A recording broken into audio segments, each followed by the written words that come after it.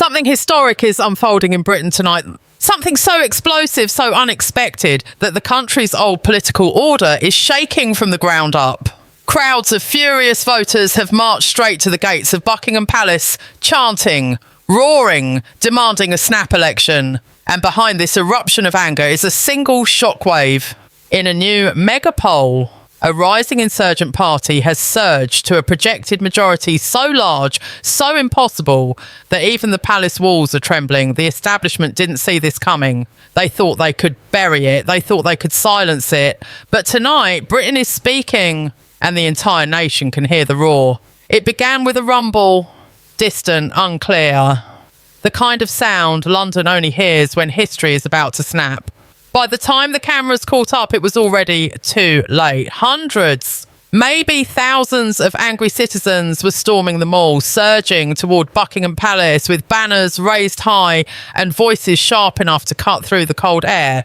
None of this was organised. None of it was scheduled. It was as if the nation had reached a breaking point at the exact same second, and the pressure finally exploded. What triggered it wasn't a speech, wasn't a scandal, wasn't even a call to protest. It was a number. A single number from a fictional megapoll that landed like a thunderbolt in a political landscape already cracking under years of frustration. Reform UK, once dismissed, mocked, blacklisted, now projected in this alternate timeline to win a majority. Not 10 seats, not 20, a full takeover. A parliamentary earthquake capable of cracking the foundations of the establishment itself. The moment the data dropped, something changed. Phones buzzed across the country, screens lit up. Social media went into meltdown. People who had stayed silent for years suddenly felt a surge of electricity, a feeling they hadn't tasted in decades, hope mixed with anger, boiling into resolve. They didn't wait for permission. They didn't wait for instructions. They walked out of their homes, their shops, their workplaces, and pushed toward the symbolic heart of national power. The palace, the chants shook the night. Election now! We want our country back! No vote! No peace! Words that once would have been unthinkable outside royal gates were now echoing like war drums. The banners weren't polite, weren't diplomatic. They were raw, handwritten, furious. For years, citizens felt ignored, mocked, betrayed. Tonight, they decided to be heard. And behind those chants was the same story repeated in every corner of the crowd. Working class workers who'd watched their towns crumble, small business owners crushed by policies designed in boardrooms, retirees who felt abandoned by the leaders they once trusted, young families priced out, taxed out, pushed out, all of them tired of being told to sit down, calm down, wait politely while the same old parties took turns managing the decline. This fictional surge was the spark. The march was the fear. Inside Westminster, fictional chaos erupted instantly. Ministers locked in late-night calls, advisors panicking behind locked doors, party machines spinning up emergency messaging that sounded desperate before it even aired. In this alternate Britain, the two old giants, Labour and Conservative, were watching their dominance shatter in real time. And as the crowd gathered outside the palace, the impossible became undeniable. The people weren't whispering anymore. They were roaring, demanding, and they weren't turning back. This wasn't a protest. This was a reckoning, a declaration, a line drawn in the sand. And the message was clear. The people were taking their country back, with or without the permission of the institutions that failed them. In this alternate Britain, what happened next was something no strategist, no minister, no media outlet had prepared for. The march outside Buckingham Palace didn't stay contained. It spread like a shockwave, tearing across the country. Towns and cities began to erupt with the same sudden spark of energy. Videos from London hit social media, and within minutes, people in Manchester, Birmingham, Newcastle, Cardiff and Glasgow were pouring into their own streets. It was as if the nation had been waiting for a single moment, a single signal to finally rise. And once it came, nothing could stop it. The fictional megapoll became the catalyst for the largest spontaneous public movement in decades. Not because of the numbers alone, but because of what those numbers represented. For years, Britons felt trapped between two political machines that spoke in polished scripts and delivered empty promises. This new surge, even in an alternate timeline, felt like a breaking of chains. A sign that the old order wasn't untouchable. A sign that change was no longer a dream, but a direction. Inside the Palace district, the air thickened with tension. Police lines formed, not out of fear of violence, but out of sheer disbelief. Many officers looked as stunned as the crowds. Some quietly nodded, others looked shaken. These weren't extremists or professional agitators. These were normal citizens, the kind who rarely protest anything. Grandparents with walking sticks, factory workers still in their uniforms, young parents with their children on their shoulders, people who normally avoided politics altogether but were now marching with absolute conviction. And the message they carried was sharp. They were done with being ignored, done with being insulted by political elites who lived behind gates and curtains while the country struggled. Done with being told that their concerns were hateful, outdated, or misinformed. Tonight, the people weren't looking to debate. They were demanding accountability. They were demanding a new direction. They were demanding to be heard by the highest symbols of power in the land. Inside Westminster's fictional corridors, the panic was rising like floodwater. Sources whispered of emergency meetings called behind locked doors, MPs pacing, shouting, arguing about how to respond. Some demanded immediate statements, others begged the Prime Minister to keep silent and hope the anger died down. But nothing was slowing. Every minute, more people joined the march. Every hour, more towns began holding their own demonstrations. The old parties were watching the political map slip through their fingers. The fictional polling numbers only made the pressure worse. A projected majority wasn't just a threat. It was a warning that the people didn't trust the old institutions anymore. Labour insiders were reportedly terrified, describing their party as a sinking ship with no lifeboats left. Tories, exhausted by years of internal fights and fading public trust, were privately admitting defeat. And across both camps, whispers grew louder. The public had turned. The tide had shifted. The old rules no longer applied. Meanwhile, Reform's fictional headquarters became a hive of controlled chaos. Strategists huddled around screens, analysing the numbers, reviewing statements, working through the night. The mood wasn't celebratory, it was focused, determined. They understood the weight of the moment, and not just politically, but historically. A movement once mocked as fringe was now being viewed as the centre of national momentum. They knew every word spoken from this point forward mattered. Every silence mattered even more. Back outside the palace, the chants grew stronger. The sky above London glowed with flashing lights, phone torches, and the unmistakable aura of a nation stepping into a new era. The monarchy itself, a symbol untouched for centuries, was now at the centre of a storm the establishment never imagined. Not because the people wished to undermine tradition, but because those traditions had been used for too long as a shield by politicians who refused to listen.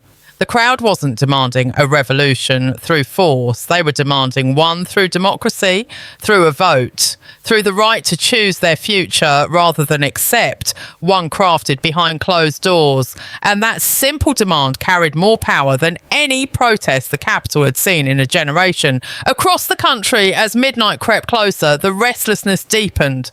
Homes lit up with news alerts. People who hadn't voted in years after missiles suddenly felt the urgency. Teenagers watched the live streams with wide eyes. Elderly veterans folded their arms with quiet approval. Something was shifting.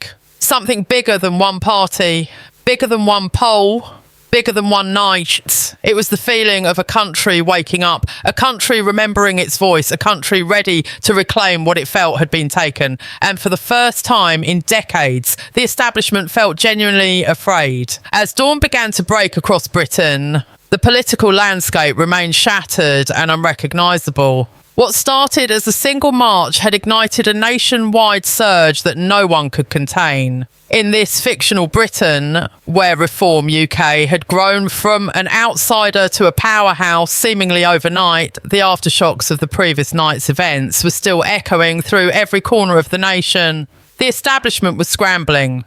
Behind the polished doors of Westminster, panic turned into desperation. Cabinet members whispered of resignations, secret meetings were convened to plot damage control, and senior advisers warned that ignoring the public's demand would risk igniting even greater unrest. The old parties had never faced anything like this. They had dominated for decades, but now they were shadows struggling to stay relevant. The political giants were shrinking, fading as the insurgent party's momentum built like an unstoppable wave. Labour, once the heart of working-class Britain, was fracturing. Internal divisions erupted into open conflict, with senior MPs openly criticising their own leader.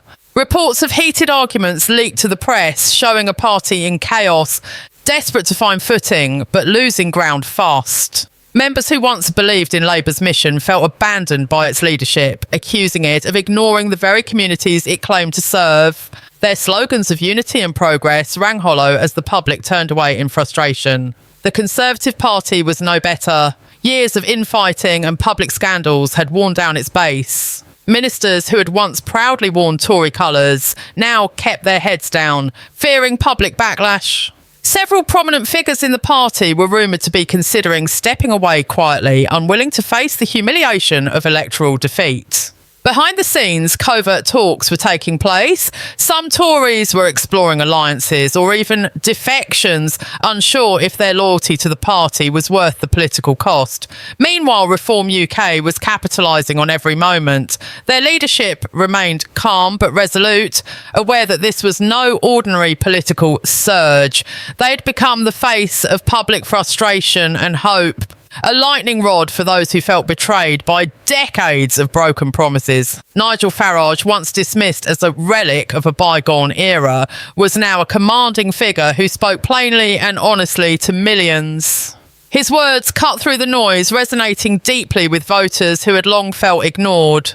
Farage's message was simple but powerful. He didn't sugarcoat the country's problems or shy away from controversial topics. He addressed immigration head-on, promising stricter border control. He denounced what he called the extremism of environmental policies that he argued crippled industries and raised living costs. He promised a return to national pride and sovereignty, pledging to restore Britain's place in the world on its own terms. The public responded. Town after town, region after region, Reform UK's support surged. Areas once considered Labour strongholds flipped overnight. Former Conservative voters abandoned their traditional loyalties in growing numbers. People from all walks of life, factory workers, farmers, small business owners, teachers, and even some urban professionals, found themselves drawn to the message. It wasn't just politics, it was a movement for survival and identity. Social media became a battleground. Hashtag supporting Reform UK trended globally. Videos from the protests circulated endlessly, showing a diverse crowd united by one cause. The mainstream media, struggling to keep pace, was often dismissive or downplayed the scale of the unrest. But alternative news sources and live streams bypassed traditional filters, bringing raw, unedited footage directly to millions of viewers. This helped fuel the movement's growth, breaking the media monopoly and exposing the establishment's disconnect from everyday Britons. Inside the government, whispers about the monarchy's role grew louder. While King Charles maintained a public stance of neutrality, sources suggested his advisers were deeply concerned about the unrest. The monarchy's symbolic power, though largely ceremonial, still held weight. For many, the march to Buckingham Palace was not just about politics. It was about appealing to the last remaining symbol of national unity and stability. Banners outside the palace carried messages demanding action from the Crown. Protesters called on the king to exercise his constitutional powers and dissolve Parliament, forcing a general election. Though unprecedented in modern times, this plea reflected a deep frustration with the political system. The people weren't seeking to undermine the monarchy, but were urging it to stand with them against an unresponsive Parliament. Meanwhile, Reform UK's leadership was not content to ride the wave. Behind closed doors, they were preparing for the reality of governing. Strategy meetings focused on policy development, campaign planning, and building a robust parliamentary team. Experts in economics, immigration and foreign affairs were brought in to draft plans aimed at stabilising the nation and restoring public confidence. They knew the stakes were enormous. This was not a protest movement, but a legitimate force ready to assume power.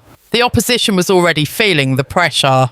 Labour's internal turmoil worsened as grassroots members grew vocal, demanding change and accountability. Some called for new leadership, others threatened to quit altogether. The Conservative Party too faced mounting challenges, with infighting and defections further weakening their position.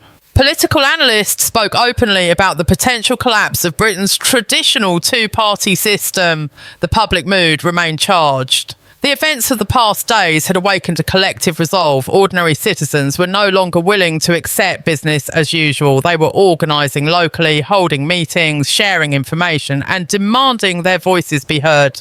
This was more than a political moment, it was a cultural awakening. As Britain stood at this crossroads, uncertainty hung thick in the air. Would the establishment adapt and listen, or would it cling to power and risk further chaos?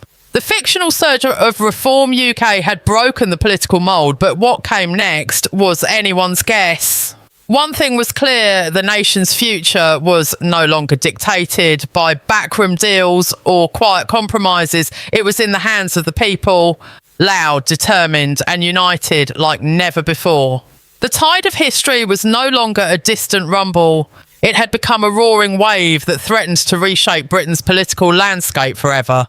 The movement that had begun as whispers of discontent had grown into a storm of unstoppable force, and its epicentre was not in Westminster, but on the streets, in the hearts of millions who demanded change. Reform UK's projected 74-seat majority was more than a number. It was a seismic shift that shattered the illusion of political stability. The two-party system, long seen as unbreakable, was fracturing under the weight of public anger and disillusionment.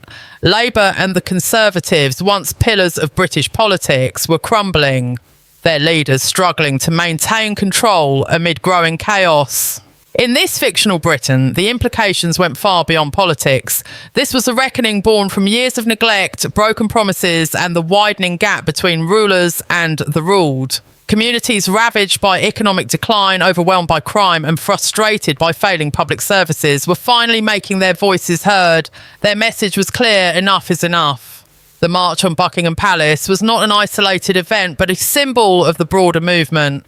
The monarchy, traditionally a unifying figurehead, now found itself caught in the crossfire of political upheaval. King Charles, though publicly neutral, faced immense pressure from advisers and public opinion alike. The call for the monarchy to act, whether by dissolving Parliament or pushing for a snap election, reflected the desperation of a nation that felt its democratic process was broken. Meanwhile, the establishment media struggled to contain the narrative. The BBC's silence, Sky News' dismissive reports and mainstream outlets' refusal to acknowledge the scale of unrest only fueled public distrust. The gap between official narratives and reality grew wider with each passing hour. Independent journalists, citizen reporters and social media platforms became the new front lines in the battle for truth. The people no longer relied on filtered news. They demanded unvarnished facts and raw accounts of what was happening on the ground. Inside Reform UK's headquarters, a disciplined calm prevailed. Nigel Farage and his team understood that their moment in the spotlight was fragile. Every statement, every policy outline, every public appearance was meticulously crafted to maintain momentum and credibility. They knew the stakes. Failure to deliver would not only shatter their movement, but risk plunging the nation into deeper turmoil. The party's policy platform, focused on immigration control, economic reform and national sovereignty, resonated deeply with voters. But behind the headlines, intense work was underway to transform campaign promises into actionable government plans. Legal experts assessed constitutional challenges. Economists prepared strategies to stabilise industries. Community organisers mobilised grassroots support. This was not a mere protest. It was a movement preparing to govern. As public pressure mounted, cracks appeared within the old parties. Labour's internal strife deepened, with calls for leadership change growing louder. Long-standing members questioned their party's direction, with some publicly breaking ranks. The Conservative Party faced similar turmoil as prominent figures weighed resignations or defections. The political landscape was shifting beneath their feet, and many struggled to adapt. The streets continued to pulse with energy. Local groups organised rallies, meetings and outreach efforts, ensuring that the movement's message spread beyond London to every corner of the country. Ordinary citizens became activists overnight, united by a shared determination to reclaim their nation's future. The momentum was no longer a wave, it was a tidal force, relentless and irreversible. In the halls of power, the silence from Prime Minister Sunak was deafening. His refusal to address the crisis publicly only intensified speculation and unease. Cabinet members reportedly debated behind closed doors, with some threatening resignation if decisive action was not taken. The government's inaction contrasted starkly with the urgency on the streets, highlighting a growing disconnect between leadership and the people. This disconnect was perhaps the most dangerous aspect of the crisis. When those in power ignore the will of the people, legitimacy erodes. The foundation of democracy, the consent of the governed, was being tested like never before. The nation stood at a crossroads. Would it embrace change peacefully through elections and dialogue, or descend into further unrest fueled by frustration and mistrust? Social media's role in the uprising cannot be overstated. Hashtags like Reform Majority, Farage 74 and March to Buckingham trended worldwide, connecting protesters, spreading news and amplifying the movement's voice. Viral videos showed a Britain united across generations and classes, from veterans and workers to students and small business owners. The movement was no longer a fringe, it was the heartbeat of the nation. The coming days would be decisive. The fictional poll was a mandate, but mandates require action. The establishment faced a stark choice: acknowledge the people's demand for a snap election or risk further instability. The streets, once peaceful, were ready to roar louder. The message was unmistakable. The old ways were over and a new Britain was rising. For millions, this was more than politics. It was a fight for identity, dignity and the future of their homeland. The 74-seat majority was a promise of change, hope and a voice restored. The march on Buckingham Palace was just the beginning. The real battle was about to begin. History was watching. Britain would never be the same.